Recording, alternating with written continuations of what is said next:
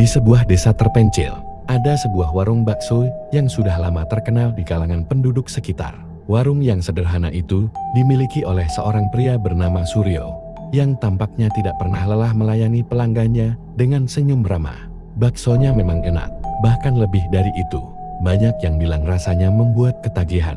Namun, di balik kelezatannya, ada sesuatu yang ganjil. Warung bakso itu selalu ramai. Bahkan ada yang mengatakan bahwa setiap orang yang datang ke warung Suryo selalu merasa ada sesuatu yang berbeda setelah memakannya. Beberapa orang mengaku merasa lebih segar, lebih beruntung, dan bahkan ada yang tiba-tiba mendapatkan rezeki besar setelah makan di sana. Salah seorang pelanggan setia, Anton, yang sudah bertahun-tahun makan di warung itu, mulai merasa ada yang tidak beres. Ia sering mendengar desas-desus di kalangan tetangganya tentang Suryo dan warung baksonya. Ada yang mengatakan bahwa Suryo mendapatkan semua keberuntungan itu dari pesugihan, sebuah perjanjian dengan makhluk halus demi mendapatkan kekayaan dan kekuatan. Suatu malam, Anton tidak bisa tidur. Pikirannya dipenuhi oleh rasa penasaran yang mengusik. Ia memutuskan untuk pergi ke warung bakso tersebut setelah tengah malam, saat warung sudah tutup. Ketika sampai, ia melihat lampu-lampu redup dan pintu yang tak terkunci. Meskipun agak ragu, Anton memutuskan untuk masuk. Di dalam warung, Suryo sedang membersihkan meja. Ketika melihat Anton, ia tersenyum seperti biasa. Tapi ada sesuatu yang berbeda dalam tatapan matanya. "Kamu datang malam-malam begini, ada yang ingin kamu bicarakan?" tanya Suryo. Suara tenangnya terdengar mencurigakan.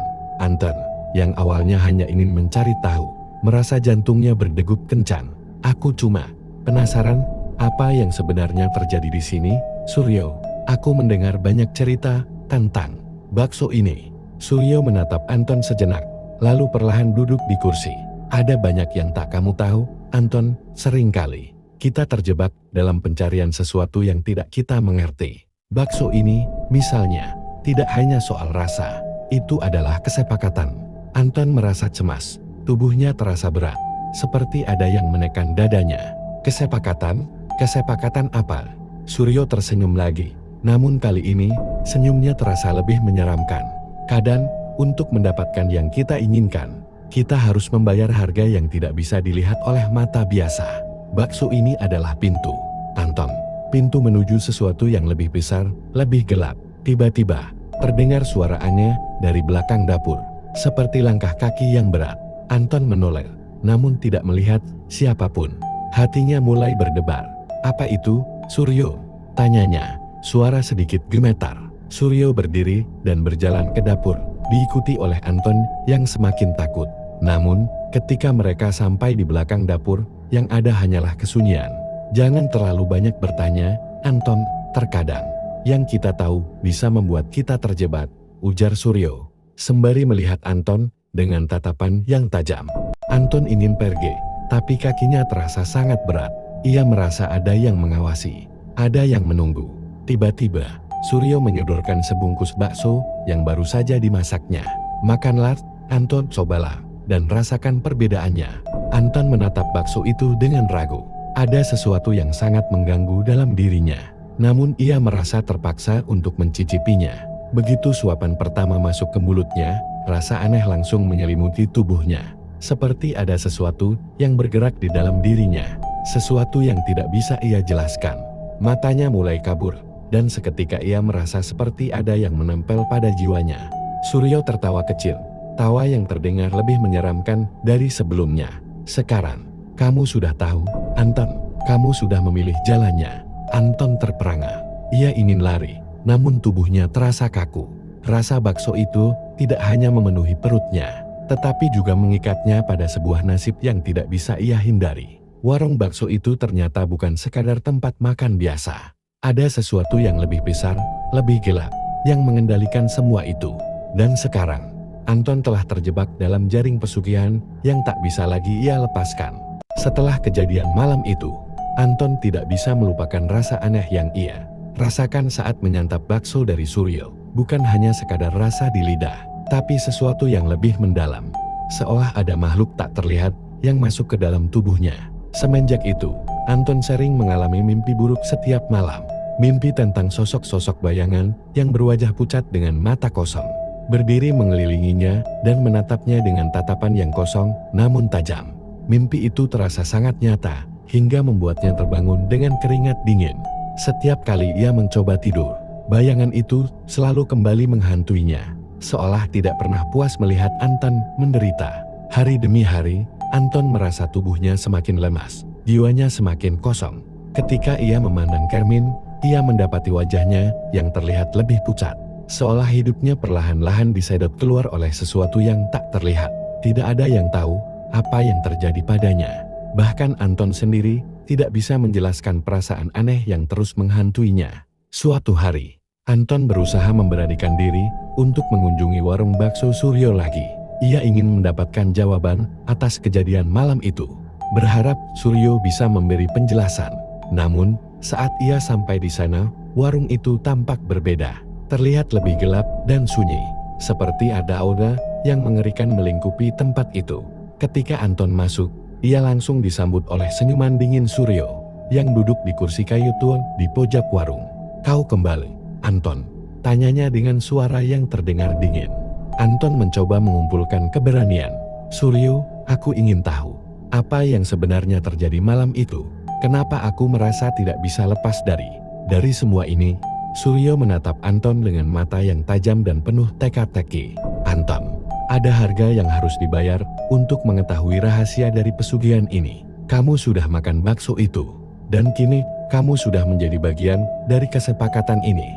Anton merasa tubuhnya gemetar. "Kesepakatan? Apa maksudmu? Aku tidak pernah membuat kesepakatan apapun denganmu." Suryo tertawa kecil. Tawanya begitu dingin dan menakutkan. "Kadang-kadang, kesepakatan tidak perlu dibuat dengan kata-kata. Anton, cukup dengan niat dan keberadaanmu di sini. Makanan itu, bakso yang kamu makan, bukan makanan biasa. Itu adalah jembatan antara dunia kita dan dunia mereka." Mendengar hal itu, Anton merasakan ketakutan yang begitu mendalam. Tubuhnya semakin lemas dan jantungnya berdegup kencang. Siapa mereka? Suryo menghela napas, seakan mengingat sesuatu yang kelam. "Mereka adalah makhluk-makhluk yang memberiku kekayaan dan kekuatan. Sebagai gantinya, aku harus memberi mereka penyegaran dari waktu ke waktu. Dan bakso itu, Anton, adalah media bagi mereka untuk merasuki tubuh manusia." Anton mundur beberapa langkah, merasa sangat ketakutan. "Jadi, aku sudah dirasuki oleh mereka?" Suryo mengangguk pelan, matanya tampak kosong. "Mereka butuh tubuh-tubuh seperti kamu untuk bertahan di dunia ini. Makin lama, kamu akan menjadi lebih lemah, hingga akhirnya tubuhmu akan sepenuhnya dikuasai." Anton merasa tubuhnya mulai menggigil hebat. "Tidak, aku tidak mau menjadi bagian dari semua ini," serunya, sambil berusaha melangkah keluar dari warung tersebut. Namun, sebelum ia bisa melangkah lebih jauh, Suryo menahannya. "Anton, kamu sudah masuk terlalu jauh. Tidak ada jalan keluar bagi siapapun yang sudah memakan bakso itu." Anton memberontak dan berhasil keluar dari warung. Berlari sekuat tenaga meninggalkan tempat itu. Namun, sepanjang jalan, ia merasa ada sesuatu yang mengikuti. Seperti bayangan yang tak pernah bisa ia lepaskan. Setiap kali ia menoleh, jalan yang ia lalui seolah menjadi lebih gelap dan panjang, membuatnya seakan terjebak dalam labirin tak berujung. Anton terus berlari, namun yang ia temukan hanyalah ketakutan dan keputusasaan. Hingga akhirnya, ia tiba di rumah dalam kondisi tubuh yang sangat lelah dan penuh dengan rasa cemas. Namun, malam itu, mimpi buruknya semakin mengerikan. Dalam tidurnya, ia melihat dirinya sendiri berada di sebuah ruangan yang gelap, dikelilingi oleh sosok-sosok tanpa wajah yang berdiri diam memandangnya. Salah satu sosok itu mendekat, berbisik di telinganya dengan suara serak dan mengerikan. "Kau milik kami sekarang, Anton." Anton terbangun dengan napas memburu dan keringat yang mengucur deras. Ia mulai menyadari bahwa pesugihan yang terbungkus dalam warung bakso itu bukan hanya soal rasa bakso yang membuat ketagihan, melainkan sesuatu yang jauh lebih gelap. Ia tidak tahu berapa lama lagi ia bisa bertahan. Namun satu hal yang ia sadari, bahwa hidupnya kini tidak lagi miliknya. Malam semakin larut dan kegelapan semakin menyelimuti Anton. Suryo menghela napas, seakan mengingat sesuatu yang kelam. Mereka adalah makhluk-makhluk yang memberiku kekayaan dan kekuatan. Sebagai gantinya, Aku harus memberi mereka penyegaran dari waktu ke waktu. Dan bakso itu, Anton, adalah media bagi mereka untuk merasuki tubuh manusia. Anton mundur beberapa langkah, merasa sangat ketakutan. Jadi, aku sudah dirasuki oleh mereka. Suryo mengangguk pelan, matanya tampak kosong. Mereka butuh tubuh-tubuh seperti kamu untuk bertahan di dunia ini. Makin lama, kamu akan menjadi lebih lemah, hingga akhirnya tubuhmu akan sepenuhnya dikuasai. Anton merasa tubuhnya mulai menggigil hebat. Tidak, aku tidak mau menjadi bagian dari semua ini, serunya, sambil berusaha melangkah keluar dari warung tersebut. Namun, sebelum ia bisa melangkah lebih jauh, Suryo menahannya. Anton, kamu sudah masuk terlalu jauh. Tidak ada jalan keluar bagi siapapun yang sudah memakan bakso itu. Anton memberontak dan berhasil keluar dari warung. Berlari sekuat tenaga meninggalkan tempat itu. Namun, sepanjang jalan, ia merasa ada sesuatu yang mengikuti. Seperti bayangan yang tak pernah bisa ia lepaskan. Setiap kali ia menoleh, jalan yang ia lalui seolah menjadi lebih gelap dan panjang. Membuatnya seakan terjebak dalam labirin tak berujung. Anton terus berlari, namun yang ia temukan hanyalah ketakutan dan keputusasaan. Hingga akhirnya, ia tiba di rumah dalam kondisi tubuh yang sangat lelah dan penuh dengan rasa cemas. Namun, malam itu, mimpi buruknya semakin mengerikan. Dalam tidurnya, ia melihat dirinya sendiri berada di sebuah ruangan yang gelap, dikelilingi oleh sosok-sosok tanpa wajah yang berdiri diam memandangnya. Salah satu sosok itu mendekat, berbisik di telinganya dengan suara serak dan mengerikan. Kau milik kami sekarang, Anton. Anton terbangun dengan napas memburu dan keringat yang mengucur deras. Ia mulai menyadari bahwa pesugihan yang terbungkus dalam warung bakso itu bukan hanya soal rasa bakso yang membuat ketagihan, melainkan sesuatu yang jauh lebih gelap. Ia tidak tahu berapa lama lagi ia bisa bertahan. Namun satu hal yang ia sadari, bahwa hidupnya kini tidak lagi miliknya. Malam semakin larut dan kegelapan semakin menyelimuti Anton.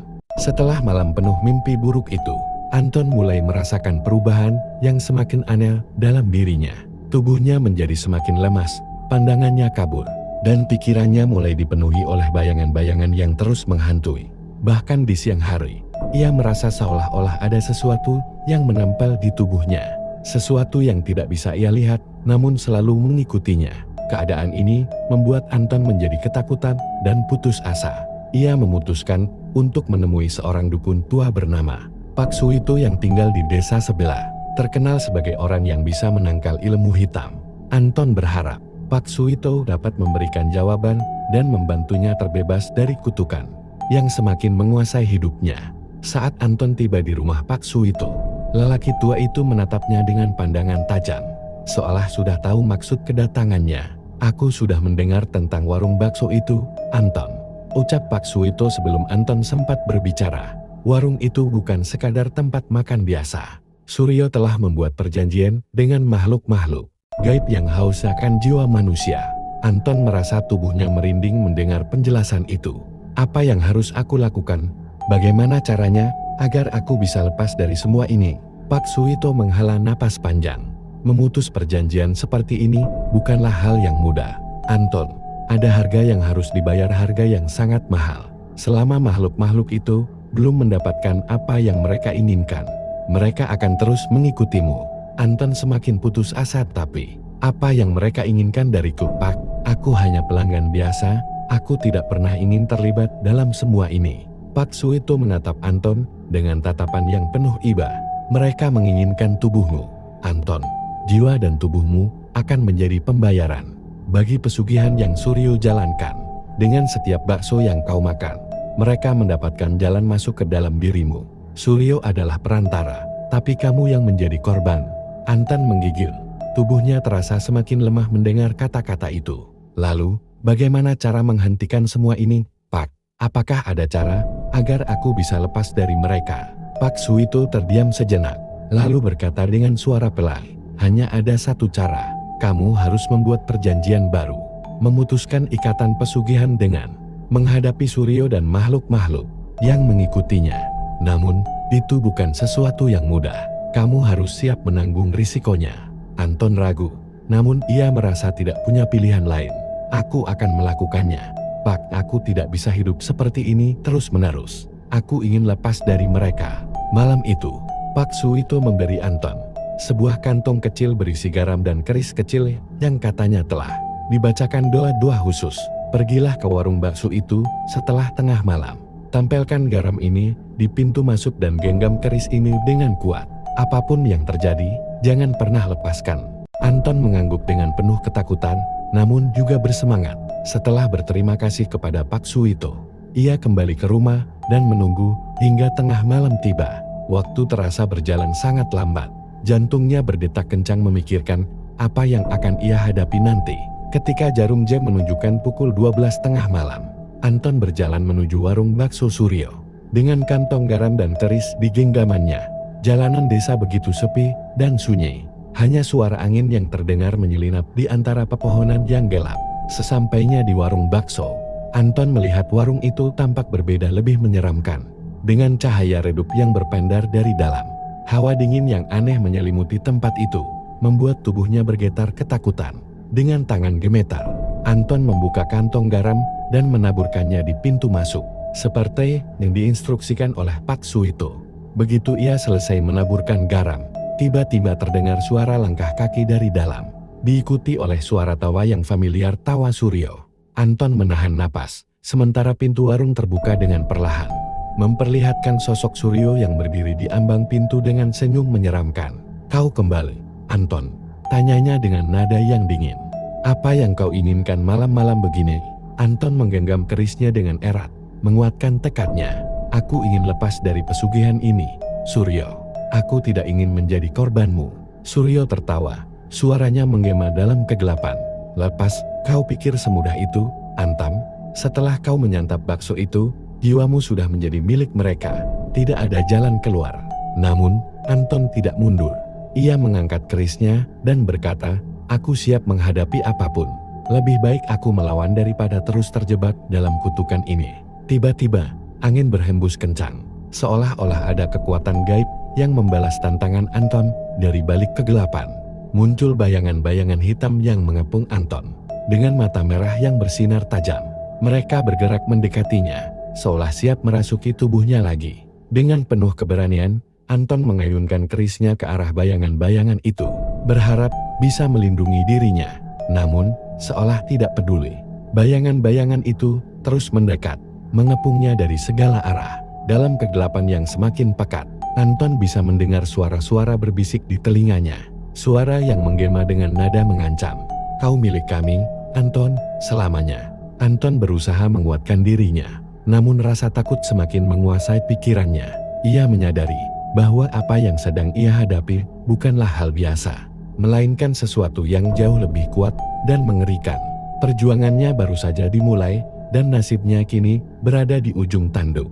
Di tengah kegelapan malam, Anton terus mencoba melawan. Namun bayangan-bayangan itu tidak memberi kesempatan. Kini, dia hanya bisa berharap agar keberaniannya dapat menyelamatkan jiwanya dari jeratan pesugihan bakso yang penuh kutukan ini. Anton berdiri di depan warung Suryo, dikelilingi bayangan-bayangan menyeramkan yang perlahan mendekat. Dengan mata merah menyala dan tubuh mereka seolah-olah melayang, Anton menggenggam keris pemberian Pak Suito dengan erat, memusatkan pikirannya untuk bertahan. Bayangan-bayangan itu terus mendekat, dan suara bisikan mengancam bergema di telinganya. "Kau milik kami, Anton, selamanya."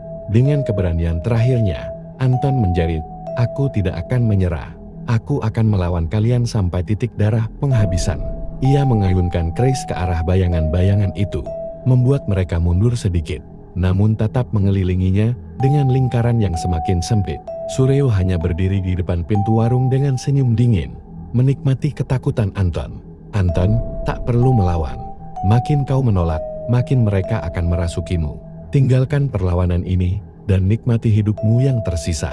Namun, Anton tidak mau menyerah. Ia ingat bahwa Pak Suito mengatakan dia harus mengusir bayangan-bayangan itu satu persatu dengan kerisnya dan terus mempertahankan tekannya untuk bebas. Anton lalu memusatkan seluruh tenaganya, membayangkan bayangan-bayangan itu pergi, sambil mengayunkan kerisnya lagi dengan lebih kuat.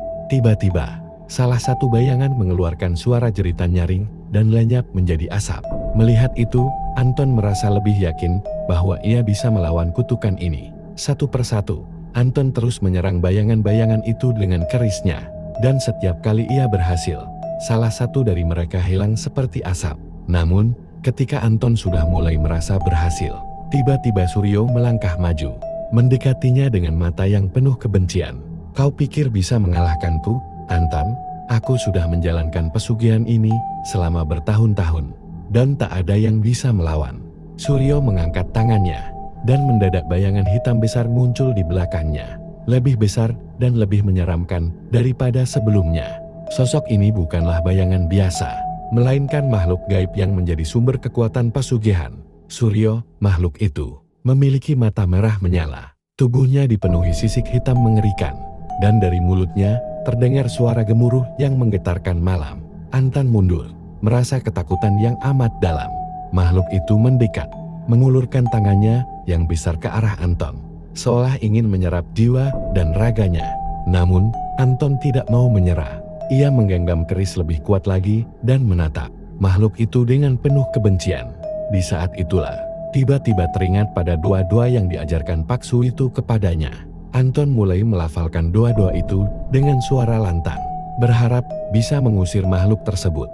Mendengar doa itu, makhluk besar tersebut mulai mengerang kesakitan, seolah-olah ada kekuatan yang melawan keberadaannya. Anton terus melantunkan doa, semakin kuat dan penuh keyakinan, hingga akhirnya makhluk itu mulai menghilang sedikit demi sedikit.